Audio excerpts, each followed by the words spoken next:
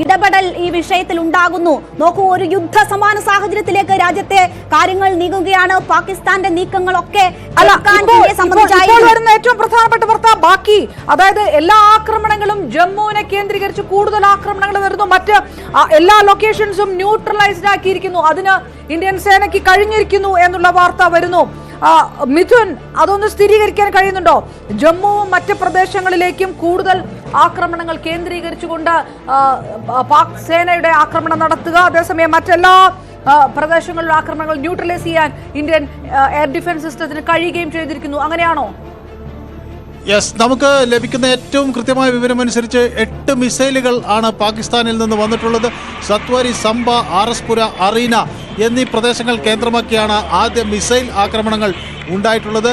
ഇതെല്ലാം കൃത്യമായി ഇന്റർസെപ്റ്റ് ചെയ്തിരിക്കുന്നു എന്ന വിവരങ്ങളാണ് പുറത്തു വരുന്നത്. ഏതാണ്ട് ഇത് ഒരു കൃത്യമായ ഒരു തീവ്രവാദ ആക്രമണത്തിൻ്റെ ശൈലിയിലാണ് പാകിസ്ഥാൻ പട്ടാളത്തിൻ്റെ ആക്രമണം എന്നുകൂടിയാണ് ആക്ഷേപം ഉയരുന്നത്. ആ നിലയ്ക്കാണ് ഉള്ള ഒരു ആക്രമണമാണ് കാണുന്നത്. ഏതായാലും ജമ്മുവിൽ അതീവ ജാഗ്രത. 2 ഡ്രോണുകൾ, പാകിസ്ഥാൻ ഡ്രോണുകൾ കോർ എന്ന ജമ്മുവിലെ സ്ഥലത്ത് അടിച്ച് താഴെയിട്ടിരിക്കുന്നു. ഹൈവേയിൽ എക്സ്പ്ലോഷൻ കേട്ടതായുള്ള വിവരങ്ങൾ വരുന്നു.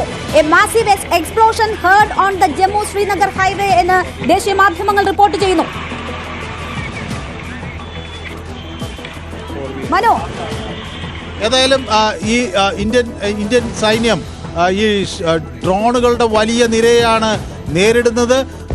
പ്രധാനമായും ആക്രമണം നടന്നത് അവന്തിപുര, ശ്രീനഗർ, ജമ്മു, പത്താൻകോട്ട്, അമൃത്സർ, കപൂർത്തല, ജലന്ധർ, അതുപോലെ ലൂധിയാന, അദംപൂർ, ബത്തിന്ദ, ചണ്ഡിഗർ, നാൽ, ഭുജ് തുടങ്ങിയ പ്രദേശങ്ങളിലേക്കെല്ലാം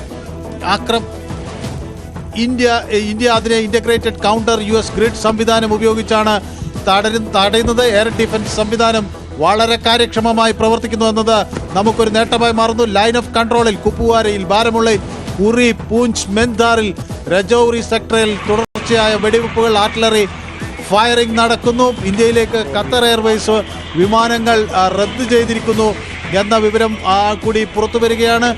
ചണ്ഡിഗറിൽ ഏറ്റവും ഒടുവിൽ സൈറൻ വന്നു. വൈഷ്ണവ് ദേവി ഭവൻ ഖത്രയിൽ അതീവ ജാഗ്രതാ നിർദ്ദേശം കൊടുക്കുന്നു. ഇന്ത്യയിലെ ഈ പ്രദേശത്തേക്ക് പാകിസ്ഥാൻ ശക്തമായി ആക്രമിക്കാനുള്ള സാധ്യത മുന്നിൽ കണ്ടുകൊണ്ടാണ് വൈഷ്ണവ് ദേവി ഭവനിലേക്ക് ഉള്ള നിയന്ത്രണങ്ങൾ അവിടെ പൂർണ്ണമായി ബ്ലാക്ക് ഔട്ട് പ്രഖ്യാപിച്ചിരിക്കുന്നത്. ചണ്ഡിഗറിൽ പൂർണ്ണമായി ബ്ലാക്ക് ഔട്ടാണ്. ബിക്കാനീറിൽ ബ്ലാക്ക് ഔട്ടാണ്. സത്വര, സംബ, ആർഎസ്പുര, അറീന തുടങ്ങിയ കേന്ദ്രങ്ങളെല്ലാം അതീവ ജാഗ്രതയിലാണ്. ഇന്ത്യ തിരിച്ചടിക്കുന്നു. ഇൻഫൻട്രി, ആർട്ടിലറി, അത് 2 വിഭാഗങ്ങൾ, പീരങ്കിപ്പടയും അതുപോലെ തന്നെ സൈനികരും ശക്തമായി തിരിച്ചടിക്കുന്നു. സിയാൽകോട്ടിൽ നിന്നിലേക്കാണ് ആക്രമണം. ബജ്വാദ് സെക്ടറിലേക്ക് ആക്രമണം നടത്തുന്നു. പാകിസ്ഥാൻ ആർമി അത് പ്രതിരോധിക്കാനുള്ള വിഫലമായ ശ്രമങ്ങൾ നടത്തുന്നു. രാജ്യം തിരിച്ചടിക്കുന്നു. ഇങ്ങോട്ടേക്ക് വരുന്ന ആ മിസൈലുകൾക്ക് തിരിച്ചടി എന്ന നിലയിൽ സിയാൽകോട്ടിലേക്ക് തിരിച്ചടിക്കുന്നു രാജ്യം. ശക്തമായ ആക്രമണം ഇന്ത്യ അങ്ങോട്ടേക്ക് ആരംഭിച്ചിരിക്കുന്നു. ഇത് ആദ്യഘട്ടത്തിൽ പ്രതിരോധിച്ചെങ്കിലും പിന്നീട് തിരിച്ചടി എന്ന നയം ഇന്ത്യ സ്വീകരിച്ചിരിക്കുന്നു. അങ്ങോട്ടേക്കുള്ള ആക്രമണം തുടങ്ങിയിരിക്കുന്നു എന്ന വിവരങ്ങളാണ് ഇപ്പോൾ പുറത്തു വരുന്നത്. മന്ത്രി രാജ്നാഥ് സിംഗ് കാര്യങ്ങൾ സ്ഥിതിഗതികൾ വിലയിരുത്തുന്നു. Defence minister Rajnath Singh reviewing the situation. അദ്ദേഹം സേനാ മേധാവികളുമായി കൂടിക്കാഴ്ച നടത്തുന്നു എന്ന വിവരം കൂടി വരുന്നു. പാകിസ്ഥാന് തക്കതായ മറുപടി നൽകാനുള്ള എല്ലാ നടപടികളും ഇതിപ്പോൾ ഇന്ത്യയുടെ തിരിച്ചാക്രമണം, പ്രതിരോധം, പ്രത്യാക്രമണം കൂടി ഉണ്ടായിരിക്കുകയാണ്. മനു, അതിന്റെ വിശദാംശങ്ങൾ എവിടെ നിന്നെല്ലാം എല്ലാ സേനാ വിഭാഗങ്ങളും ഏത് തരത്തിലാണ്? സംയുക്തമായിട്ടുള്ള ഒരു ആക്രമണമാണോ നടക്കുന്നത്? ചീഫ് ഓഫ് ഡിഫൻസ് പ്രതിരോധ മന്ത്രിയുമായി